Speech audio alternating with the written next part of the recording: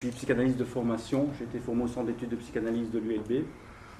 J'ai auparavant un parcours plus en lien avec le management et tout ce qu'il y a à la psychologie dans le management. Voilà en gros, et j'ai découvert cet outil il y a une dizaine d'années. Et donc, chaque année, avec l'université, je viens partager un peu ces expériences, apporter un peu d'eau au moulin de la psychogénéalogie, mais aussi entendre les réflexions négatives, il ne faut pas hésiter. C'est ça le but d'être dans une université, et ce qu'on va voir ensemble, c'est de voir un peu ensemble tout ce qui est positif et négatif.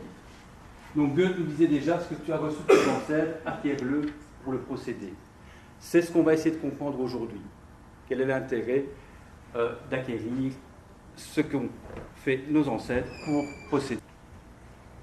Alors, qu'est-ce qu'on va voir aujourd'hui? Tout d'abord, des définitions, une introduction. Alors, pour certains, ce sera une redite, mais on va quand même partir du présupposé qu'on doit tout voir. On va voir comment a évolué l'approche transgénérationnelle au fur et à mesure des années et des siècles. Et on va voir tout ce qu'on dit contre la psychogénéalogie, tout ce que les détracteurs en disent. Vous voyez un peu votre opinion là-dessus.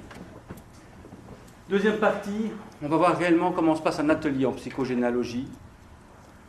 Je vais vous parler de certains cas cliniques concrets, et si vous en avez, vous pouvez les amener aussi, il ne faut pas hésiter. Je balayerai un peu la mythologie avec notre ami Oedipe, parce que même si c'est de la mythologie, même si c'est du théâtre, c'est intéressant de voir l'implication transgénérationnelle dans l'Oedipe. Et puis on va glisser vers l'intégration transgénérationnelle.